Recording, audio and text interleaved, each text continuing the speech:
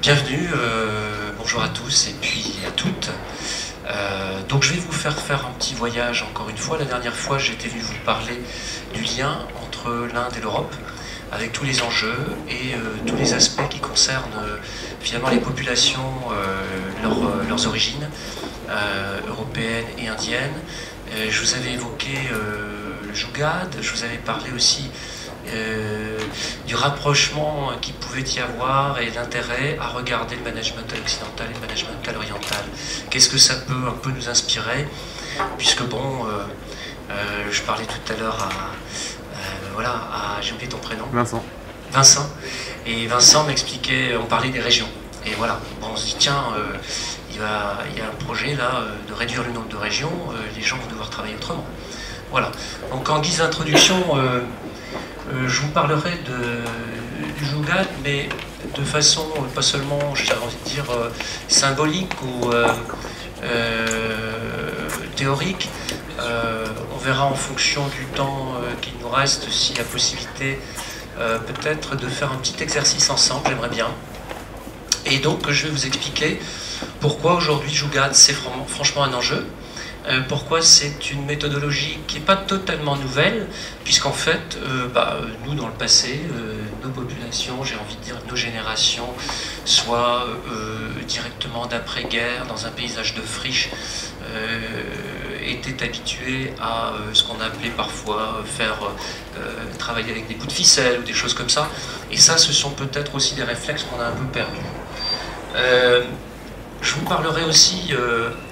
Voilà, ici un exemple, mais tout à l'heure, qui aujourd'hui finalement a relancé cet esprit-là, pourquoi c'est devenu un enjeu.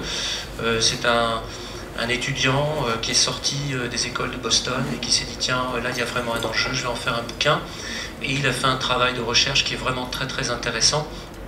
Et je vous proposerai de retrouver cette belle lecture. Vous avez ici un aspect du logo là à droite qui vous montre un petit peu une référence reconnaissable. On voit un petit peu une sorte de chaos. On se demande un peu ce que ça représente. On lit bien Jugad. Ici, ce que je vous représente, vous voyez, alors c'est vrai qu'en Inde, pour des raisons que je ne vais pas chercher à expliquer maintenant, on a beaucoup d'exemples, mais il n'y en a pas qu'en Inde. Ici, ce que vous voyez, c'est ce projet d'une fusée qui s'appelle Mars Orbiter. J'aurais pu vous montrer la vidéo, mais c'était peut-être un peu long et un peu silencieux, comme j'aimerais bien consacrer un peu de temps, peut-être sur un petit moment pratique. Pour vous dire en quelques mots, c'est un projet qui est sorti, on peut dire clairement, la fusée, on est ici dans un site qui porte bien ce nom-là. Cette fusée, elle a été construite à partir d'une fusée recyclée en Inde. C'est un projet qui a permis de lancer un satellite vers Mars au mois de novembre dernier. Et au même moment, vous aviez un projet américain qui, lui, était quasiment sur le même cahier des charges. La grande différence, c'est que ici, c'est une fusée recyclée, que le programme de recherche, il a duré 18 mois en Inde, et il a coûté 10% du budget américain du même programme, qui donc, si vous voulez, vous faites un écart entre 50 millions d'euros et 500 millions d'euros, ça vous parle, et qui a permis en 18 mois, alors que les Américains ont eu besoin de 6 ans pour faire ce travail. Alors on verra à l'arrivée, mais le satellite est bien arrivé, et la démarche a été très différente. Je vous l'avais évoqué lors de la première conférence. Ici, ils ont utilisé l'énergie cinétique, ce qui paraît au départ pas très compliqué, de mettre en orbite une fusée autour de la Terre pour lui faire faire en révolution un mois on va dire, d'élan avec des axes de plus en plus grands, ce qui leur a permis de projeter avec beaucoup moins d'énergie une fusée qui répond quand même au même cahier des charges. Voilà.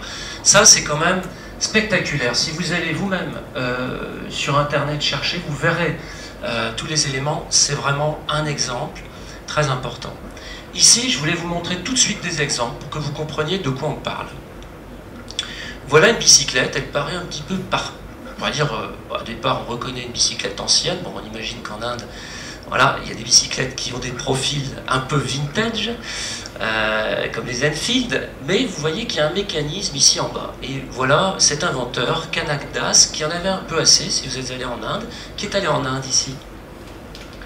Personne? Bon, en Inde, vous imaginez bien, des pistes avec des nids de poules partout, il n'y a pas qu'à vélo, même en taxi ou en rickshaw, voilà, on les a partout. Et il s'est dit, j'en ai un peu marre, ça me fatigue, et c'est quand même dommage, parce que quand même, c'est de l'énergie à chaque fois. Moi, ça me demande plus d'énergie, et je reçois à chaque fois un choc. Le choc, c'est une énergie. Et il a conçu un mécanisme qui lui a permis d'accumuler l'énergie du choc à chaque fois qu'il prenait un nid de poule, et de le lancer grâce à cette énergie récupérée et un léger mécanisme qui travaille, si vous voulez, sur la base de l'hydraulique et de la mécanique, et qui lui a permis quasiment, on va dire, de motoriser, entre guillemets, sa bicyclette.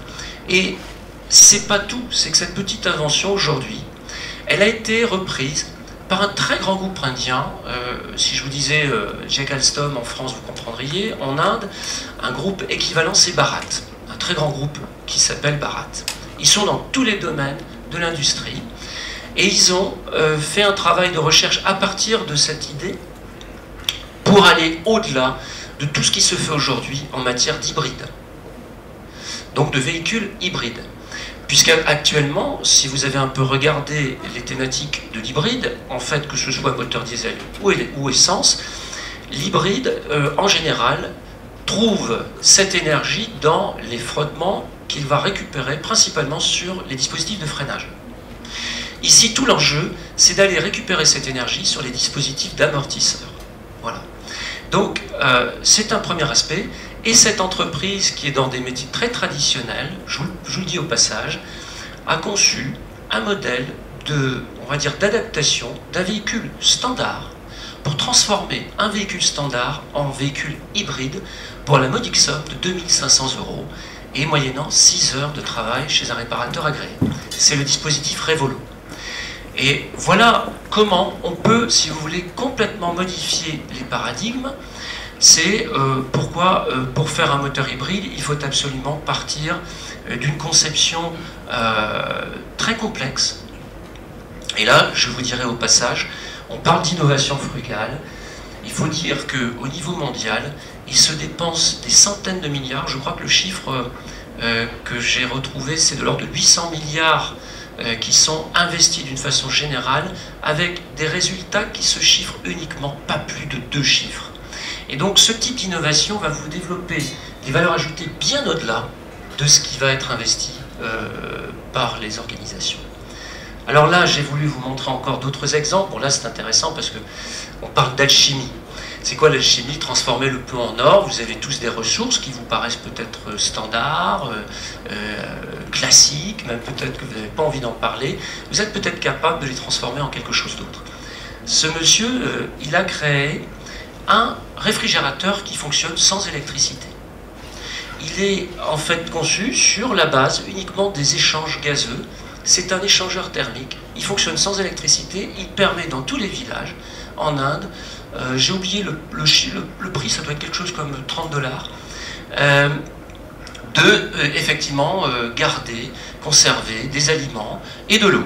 Il y a un troisième réservoir qui, lui, ne s'occupe que de l'eau. Alors, encore un autre exemple, pour vous dire que ce n'est pas uniquement un phénomène indien. Ce qui est nouveau, c'est que depuis une dizaine d'années, les Indiens découvrent que c'est vraiment un modèle de management, c'est que c'est un enjeu. Et ils en sont encore à se dire, ah oui, est-ce qu'on a le droit d'en parler? Parce que si on en parle, c'est peut-être un peu chaotique et c'est peut-être pas très pro. Sauf que pour eux, c'est vraiment des enjeux. Ici, c'est au Pérou. Vous avez certainement entendu parler de cette innovation qui utilise en fait les écrans digitaux, les écrans donc d'annonces dans les rues, pour, par condensation, générer et récupérer de l'eau potable. Hein? Donc, vous imaginez l'innovation. Un autre exemple, alors là vous avez des exemples, je vous ramène ici à Lille parce que j'ai vu qu'il y avait un créateur d'entreprise qui était sur ce type je dirais, de modèle. C'est voilà, Roman Chenut, lui il a eu l'idée de récupérer des ordinateurs soi-disant à la casse. Il a mis en place tout un cycle de reconditionnement et vous voyez, il l'a adapté dans ce qui ressemble à un cubiténaire, mais en réalité c'est un ordinateur. Alors, je vais vous passer en revue les 6 principes, et je vous demanderai simplement, voilà, après je vous donnerai quelques exemples, et ce qui m'aurait bien plu, il est 1h20, c'est si on pouvait avoir un échange à la fin de cette présentation d'un quart d'heure, 20 minutes, on n'est pas très nombreux, on peut faire un petit groupe, et se dire, tiens, moi j'aimerais bien que vous me disiez, autour de moi, il y a une idée, pour moi c'est du Jougad. Et donc, c'est du Jougad parce que je retrouve les 6 principes. Donc, si vous pouviez essayer de les mémoriser, et puis de me dire, bah tiens, voilà, je vais vous laisser après peut-être un petit temps de réflexion, et puis vous me direz pourquoi vous avez eu 2, 3 idées autour de vous qui vous paraissent quand même être du Jougad. C'est pour vous dire que c'est quelque chose que probablement vous vivez et que vous n'avez pas encore tout à fait identifié. Premier principe, rechercher des opportunités dans l'adversité.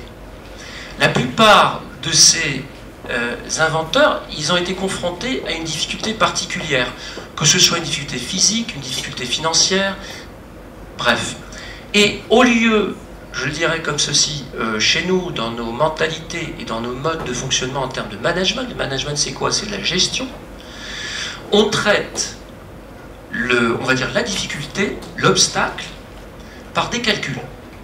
Et on vient, si vous voulez, modéliser des stratégies qui sont basées sur des calculs et qui vont plutôt dans une forme de neutralisation de la difficulté, voire de réduction, donc c'est-à-dire vraiment supprimer la difficulté.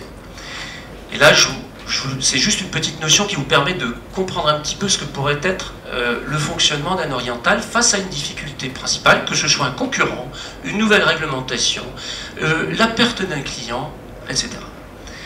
L'adversité devient le moyen de se mobiliser particulièrement pour non pas neutraliser, réduire, comme on le dirait en langage militaire, mais contourner sans rouler autour de cette difficulté. S'il y a des gens qui font des arts martiaux, ils vont comprendre aussi, pour trouver de l'énergie dans cette adversité et être capable de mobiliser une intelligence différente et donc cette opportunité qui va nous permettre d'avancer. Et je suis certain, par exemple, du monsieur qui travaille en bâtiment, quand on construit un bâtiment comme celui-ci, on a dû avoir quelques difficultés. Voilà, comment on les a traités? Est-ce qu'on a supprimé le problème ou est-ce qu'on s'y est adapté? Vous voyez, ça vous donne quelques exemples. Alors je vais vous donner ici un exemple. Il est très simple. Voilà, Tulsi Tanti, c'est un créateur d'entreprise. Il crée une entreprise textile, sauf que quasiment dans sa structure de coût, 50% de sa structure de coût, c'est de l'énergie. Et au lieu de... Si vous voulez, on est quand même dans un pays en Inde où il règne une certaine inflation, une certaine rareté. Hein. Pensez bien, Jougad est souvent la réponse à une forme de rareté. Donc ça devrait vous évoquer beaucoup de choses par rapport aux enjeux auxquels vous serez confrontés plus tard ou vous êtes déjà confrontés. Rareté des ressources, ça peut être du temps, ça peut être des matières premières physiquement. Voilà. Et très simplement, il a transformé sa source d'énergie en une énergie éolienne. Exemple simple. Son entreprise aujourd'hui, elle est passée d'une dépendance de l'énergie de 50% à 10%. Voilà. Donc son modèle économique, l'entreprise, soit elle disparaissait, soit elle continuait. Et bien aujourd'hui, elle est florissante. Un deuxième principe, c'est faire plus avec moins. Ça doit vous rappeler, la dernière fois je vous avais un petit peu évoqué le Lean, peut-être qu'on aura l'occasion de développer ça un jour, le Lean Management, mais c'est un des principes, faire plus avec moins, on dira même parfois faire mieux avec moins. C'est intéressant de se dire que finalement dans ce bon sens indien, il y a quand même des choses qui rejoignent tout ce qui a été concrétisé par, on va dire, l'Occident en matière de, on va dire, réduction des gaspillages, optimisation des flux, etc. Là, je vous donne quelques exemples. Trouver l'abondance dans la rareté. Donc ça concerne directement l'innovation. Donc on fait le lien entre Jougad et innovation frugale. Et là, je vous donne quelques exemples. Dans les entreprises, on verra apparaître des managers Jougad. qu'est-ce qu'ils vont faire? Vous voyez, ils vont favoriser la recherche en disant « Celui qui me trouve une idée frugale, moi je le récompense. Celui qui me trouve une idée gorgeous, je suis désolé, à la trappe. Toi, tu n'auras rien. Tu auras juste fait ton boulot. » Et là, ça mène à une autre forme d'innovation. C'est que là, vous voyez qu'il y a des gens, pour des raisons à chaque fois économiques, ils ont été confrontés à un modèle économique qui n'était plus viable. On a 2 fois le même exemple, mais il est tellement important. Florida Ice and Cream, bon, donc on comprend que c'est une fabrication de glace, et Pepsi, que vous connaissez très bien. Florida Ice and Cream l'a fait vraiment de façon plutôt subie. Ils se sont retrouvés dans une situation économique tendue, et ils ont travaillé sur l'eau, la consommation de l'eau dans leur process en général. Pepsi a été très intéressé parce qu'ils ont vraiment travaillé avec Ravi, et ensemble, avec Navi Raju, ils ont travaillé sur la consommation d'eau. Eh bien, imaginez qu'ils ont trouvé sur ces 2 process une économie de 80% de la consommation d'eau. Vous imaginez ce que ça peut représenter chez Pepsi de réduire la consommation d'eau de 80%. C'est énorme en termes d'enjeux. Donc là, vous comprenez un petit peu vers quoi on peut tendre avec le Jugaad, ce qui peut être à peu près mon engagement, c'est-à-dire quand on veut réfléchir un petit peu à comment moi, à mon niveau, je peux m'engager vers de nouveaux modèles de société. Comprenez que ça, c'est quand même sous nos yeux. Bon, ça nécessite après une démarche. Il faut qu'elle soit conduite. Donc, ce qui est nouveau aussi, les marques, elles vont devenir, on va commencer à les nommer frugales. Ça veut dire que petit à petit, vous, sur vos smartphones, vous allez commencer à voter. Et vous allez avoir un dialogue avec le producteur. Et vous allez commencer à élire, finalement, ceux qui correspondent à vos valeurs. Donc, c'est pas juste, si vous voulez, un mouvement pour gagner plus d'argent et rendre les entreprises plus profitables, éventuellement être bénéfique à la planète, mais en plus, c'est pour être en lien avec ses clients sur la base de nouvelles valeurs, ou de valeurs qui sont déjà là, mais qui sont dites. Vous voyez, on n'est plus dans des valeurs non dites. Alors, le 3e principe, penser et agir de manière flexible.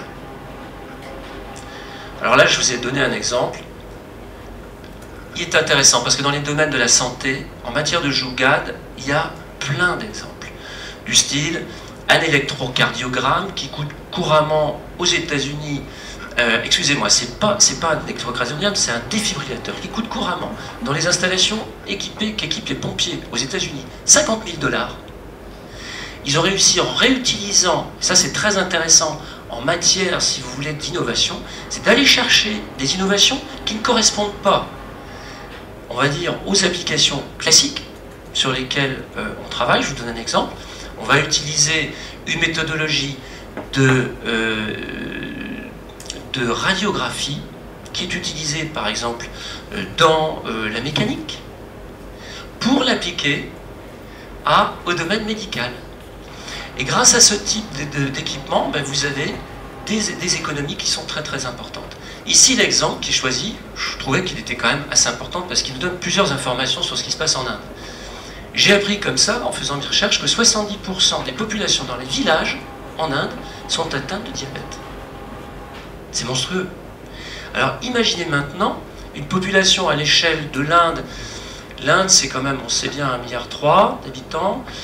Je crois qu'en superficie, on doit être aux alentours de 3,5 fois la France.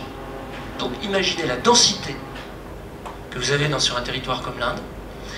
Et les difficultés qu'ont les populations, puisqu'on n'est pas sur une économie qui est tout à fait, on va dire, avancée en matière d'infrastructure. Alors les gens non seulement ne sont pas très équipés, mais voilà. Alors ils se sont dit, on va faire autrement.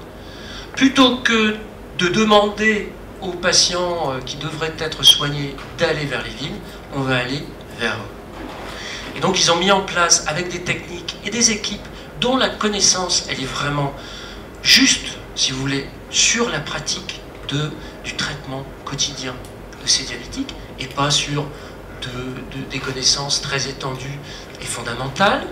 Mettre en place des services qui se déplacent vers les villages sous forme de camionnettes, et qui permettent, si vous voulez, de soigner à très très moindre coût. Hein, vraiment, je crois que le chiffre, c'est 20% de ce que ça coûterait normalement. Bon. Cette voiture, elle a connu quelques difficultés au plan électrique, bon, voilà. Et surtout, commercialement, elle n'a pas connu, si vous voulez, elle était vue comme une voiture un petit peu pas adaptée. Et ils se sont dit, il faut faire autrement, il faut changer les paradigmes. Il faut aller vendre cette voiture autrement. Allez sur Internet, vous verrez quasiment le modèle de la Smart. C'est un peu hein, do it yourself. Hein. Mais en plus, vous achetez cette voiture sur Internet. Vous l'achetez sur Internet. Et donc, vous allez, à la limite, comme aujourd'hui, vous recevez votre smartphone dans votre bureau de presse. Là, c'est nano. Allez faire le test, allez sur Internet, allez regarder. Vous imaginez, c'est quand même une autre façon. Mais qu'est-ce qui a amené cette nouvelle commercialisation? C'est bien cette improvisation. Il a fallu absolument qu'ils sauvent le bébé. Ils ne pouvaient pas laisser la nano être un échec, alors que mécaniquement, c'est une voiture qui était tout à fait viable. D'ailleurs, je vous le dis quand même au passage, cette voiture aujourd'hui, elle a été modélisée en véhicule à air comprimé, avec un véhicule qui est sorti, je vous l'ai dit la dernière fois, la Mini 4. Elle coûte 6 000 €. Pour 2,50 €, vous faites un plein pour 400 km. Cette voiture coûte 6 000 €. Elle s'appelle la Mini 4. Elle est sortie il y a un mois en Inde. Toutes ces innovations, si vous voulez, comment on vend autrement, vous voyez que ça ne s'applique pas uniquement sur la technique, ça s'applique aussi sur... Voilà. Alors, ils ont fait ce qu'on fait avec, et ce sera un des autres principes, ils ont fait une inclusion. C'est-à-dire qu'en Jougade, ce qu'on dit, c'est que tout le monde a une idée. Et qu'on n'a pas le temps d'attendre que, éventuellement, un jour, cette idée, elle sorte. Et donc, on travaille en intelligence collective. Et donc, on fait de l'innovation autrement. Hein. Multiplier les voies pour atteindre l'objectif. C'est très important. Vous voyez, penser et agir de manière flexible. Là, j'ai vu des exemples, si vous voulez, où des entreprises, au lieu de suivre une seule voie de recherche sur un seul canal en disant on investit là-dessus, ils multiplient les bacs à sable, ils acceptent l'erreur et l'échec, et ils permettent à chaque fois de capitaliser et de rebondir. Ce qui permet d'aller, encore une fois, beaucoup plus vite. Agir avec rapidité et flexibilité. Tout le monde a entendu parler de cette entreprise chinoise ailleurs, donc vous voyez que ce n'est pas qu'une entreprise, que des entreprises indiennes. Cet exemple, je lisais l'exemple ce matin, c'est assez extraordinaire. Vous avez, donc c'est un fournisseur d'électroménager, hein, chinois, très important. Ils ont une hotline, et il y a un agriculteur qui appelle, qui dit « Ouais, ma machine à laver, elle est tombée en panne, comment ça se fait ?» Dans les 3 heures, il y a un technicien qui se rend sur place dans une campagne en Chine. Et qu'est-ce qu'il constate au bout de 10 minutes d'entretien? C'est que le gars, il a utilisé la machine à laver pour nettoyer ses pommes de terre. Alors bon, il a vite expliqué le problème. Et il se dit, c'est là que c'est fort chez Ailleurs. Réfléchissez bien. Agir avec rapidité, flexibilité. Il s'est dit, mince alors, on n'y avait pas pensé. Cette machine à laver, elle peut peut-être servir à nettoyer autre chose. Vous trouvez pas que c'est un petit peu... Ça vous fait quoi? Franchement, moi quand j'ai vu ça, j'ai dit bon ben ouais.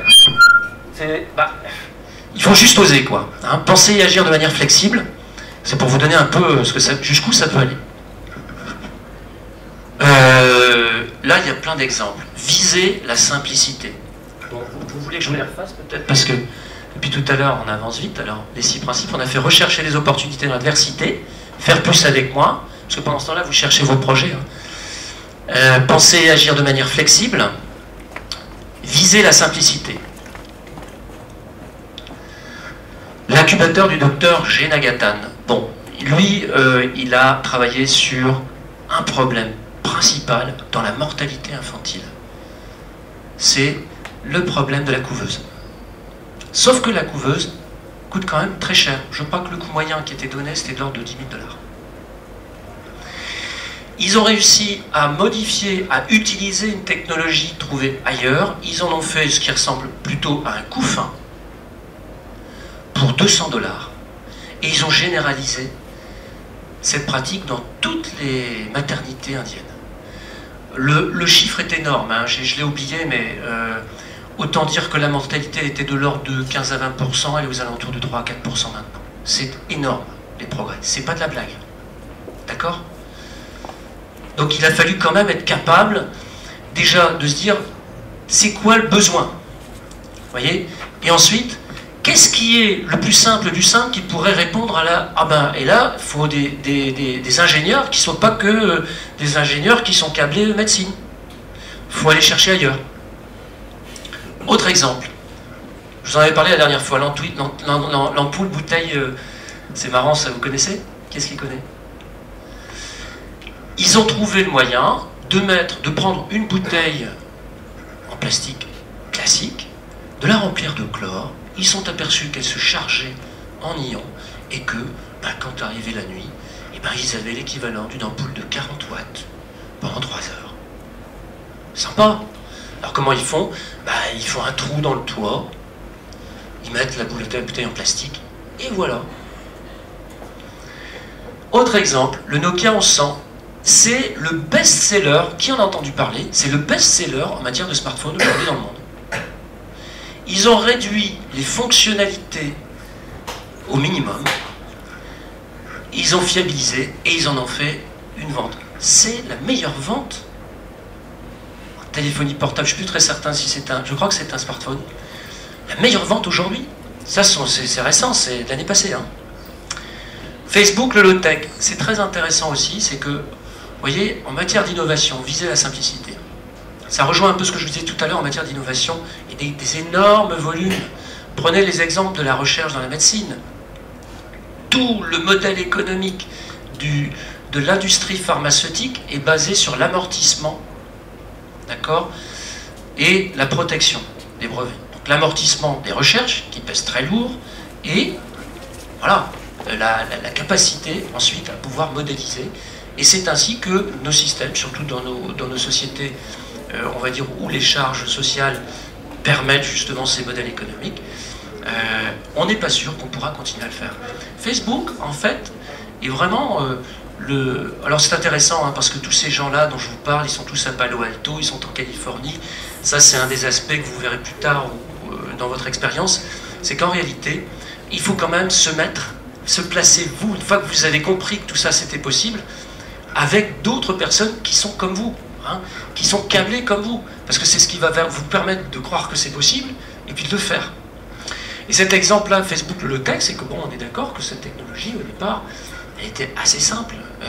Ce qui a fait la force, bon, ce sont ces modèles de calcul, enfin ces moteurs de calcul, et puis après le travail sur les affinités, avec les modèles économiques derrière qui ne sont pas encore tout à fait clairs en matière d'utilisation sur, on va dire, les profils, on va les appeler comme ça, des utilisateurs, mais ils sont partis dès le départ sur de l'innovation frugale. Cinquième principe, intégrer les marges et les exclus. Donc on n'est pas que des rêveurs, hein. On est bien.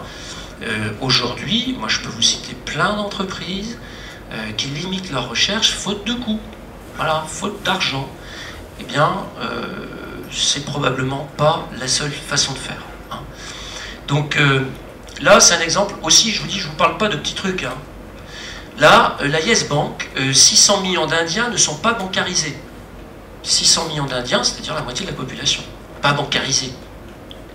Ils ont mis en place, si vous voulez, ils se sont dit à quoi ça sert une banque. Ah, ça permet de faire des transferts, ça permet éventuellement de stocker des économies. Et ils se sont servis de ce qui était le plus proche de chaque utilisateur finalement. Ils se sont servis du portable. Et à travers le portable, ils ont mis en place des applications qui permettent de faire les transferts directement. 600 millions d'Indiens, c'est pas un petit truc. Permettre à chacun, vous voyez que là, on est aussi dans une dimension supplémentaire, vous voyez, intégrer les marges et les exclus.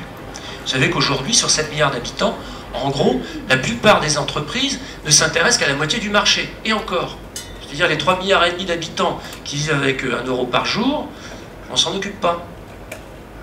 Ça fait un sacré marché. Hein. Donc quand on fait la nano pour 2 000 euros, j'aurais pu vous montrer, il y avait un exemple magnifique d'un constructeur de chaudières, qui a pareil, il a réalisé, si vous voulez, que dans les villages, les gens n'avaient pas trop de quoi se chauffer, ils n'avaient pas les moyens d'aller chercher le bois à côté, etc. Et il a trouvé un système de chaudière, Et c'est devenu un succès. D'ailleurs, l'idée a été au même moment quasiment aux États-Unis. Le plus important, vous étonne peut-être, eh oui, dans le Jugaad, on n'a pas peur de dire qu'on doit suivre son cœur. On suit son intuition. Et oui, le gars qu'on a vu tout à l'heure, qui tous les jours va au travail, et puis il en a marre d'avoir les trous dans la piste, et puis il s'en prend plein, pour pas dire l'arrière-train, il finit par se dire, ce truc-là, ça peut être sympa, je vais en faire autre chose. Il n'a pas trouvé ça tout seul, on imagine bien qu'avec ses clés, quelques postes à souder, machin, il a dû réfléchir un peu, il y a passé des heures. Et il a suivi son intuition, il n'a pas fait des théories. Votre cœur, moi j'aime bien cette citation, elle sait, votre cœur, il sait, pardon, ce que votre esprit ne sait pas. Et là, c'est Biani avec la chaîne Big Bazar. C'est une chaîne de supermarchés où ils ont inclus réellement le client en disant, vous, qu'est-ce que vous avez, qu'est-ce que vous attendez de nous? Et donc, dans toute l'offre qu'ils ont construite, ils l'ont construite sur la base du lien avec le client, et non pas uniquement sur la base du modèle économique qu'il fallait suivre. Et d'ailleurs, ils sont allés plus loin, puisqu'après, ils sont allés inclure les fournisseurs dans cette démarche. Ils ont dit, vous, maintenant, dites-nous ce que vous avez envie d'exprimer, avec vos fruits, vos viandes, vos appareils électroménagers. Et ils ont réussi comme ça à créer un modèle d'une entreprise qui est aujourd'hui la première chaîne de supermarchés en Inde, le Big Bazar. Les employés de la génération Y cherchent du sens. C'est vrai? Est-ce que c'est vrai? Qu'est-ce que ça veut dire? La génération Y, vous en êtes pas très loin. Bon, vous êtes peut-être encore plus évolué, on va dire, déjà.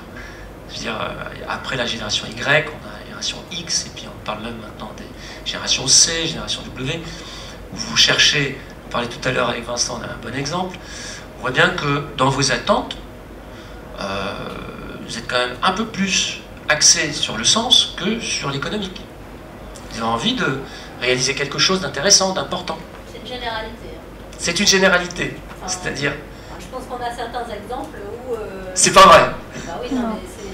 Moi, ce qui me gêne, enfin, on s'en rend compte à d'autres moments, et c'est des discussions qu'on a eues entre enfants ce matin, c'est que la génération Y, ok, on en fait tout un foin, on en fait des articles dans Le Monde, le Nouvel Obs, etc., et des recherches, des trucs. Quand on est dans la réalité, oui, il y en a certains qui cherchent du sens, à qui ça va parler, ce genre de choses, ou si on leur demande leur avis, ils vont commencer à... Mais enfin, franchement, je ne pense pas que ce soit une majorité. D'accord.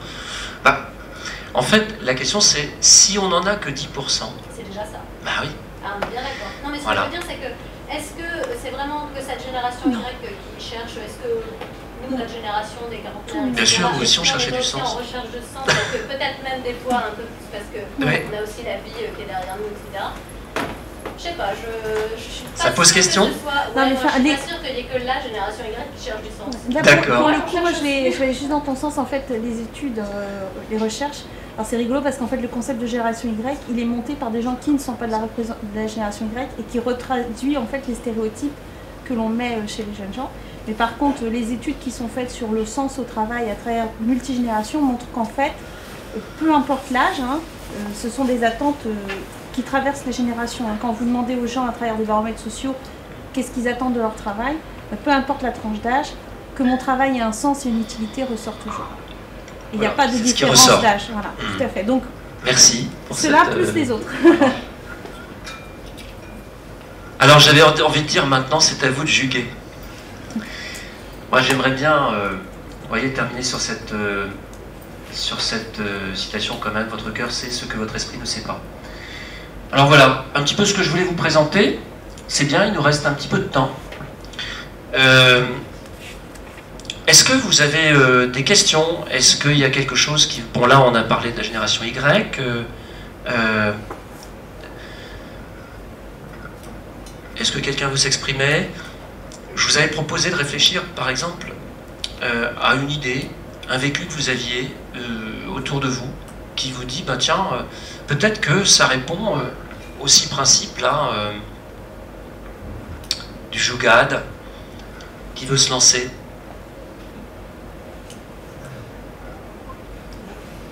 Ah, vas-y, alors, je suis bien Et embêté. aussi, regardez, un micro, normalement, l'étude doit fonctionner. Vas-y, vas-y.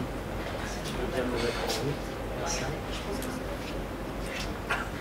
Oui. Parce que ça arrive, ça c'est encore. Pas que si je parle assez fort, ça va. Ouais, aller. on t'entend bien. Quand on est avec des amis. Quand on est avec des amis et qu'on n'a pas de baffle pour écouter de la musique et qu'on met donc notre téléphone dans un verre ou dans un vase et ça donne un effet de baffle, ça éteint la musique, les ondes sonores. D'accord. Donc ça, en fait, c'est déjà une des jougades, puisqu'en fait, elle est simple. Tiens, regarde. Alors l'adversité, c'est quoi? Ben, on s'entend pas, zut, voilà. Et on aurait pu dire, bon, ben, on part ailleurs. On fait plus avec moins, oui. Penser agir de manière flexible, c'est pas juste un verre, c'est une caisse de résonance. Viser la simplicité, intégrer les marges et les exclus. Ah, comment on pourrait appliquer ça? Ça existe en fait. C'est comment ton prénom? Alia. En fait, vous avez tous vu ce petit objet qui ressemble à un œuf, en je ne sais pas dans quelle matière il est, et c'est assez génial, parce que ça reproduit ton verre, mais en plus c'est vendu. Vous l'avez déjà vu? On colle sur un carton et ça fait une danse. C'est un... Je l'ai vu, on insère juste l'iPhone dedans. Tu vois ce que c'est, Chris? Ouais, et il n'y a pas de... Il n'y a aucune électronique là-dedans, hein. C'est juste... Tu te poses dedans. Donc ça répond à ton idée, mais en plus, tu vois, ça c'est le plus. Ça vient du Jugal, quand on se dit, ça devient un produit. Ah! Et en plus, c'est sympa, parce que finalement, bah, ça répond à un besoin qui est plutôt local, qui n'est pas d'avoir une chaîne de 300 watts, alors que ça sert à rien dans un petit appartement, avec les nuisances, compagnie. Donc, si en plus on va jusqu'à l'idée que le produit, on va pouvoir l'élaborer dès le départ, en éco-conception, de telle façon que, quoi qu'il arrive, on pourra le recycler pour en faire autre chose, ouais, ça peut être sympa. Suivre son cœur, bah, j'imagine que vous aviez envie d'avoir un peu de bonheur, à écouter une bonne musique qui vous plaisait, qui vous rassemblait. Ouais, c'est un super exemple.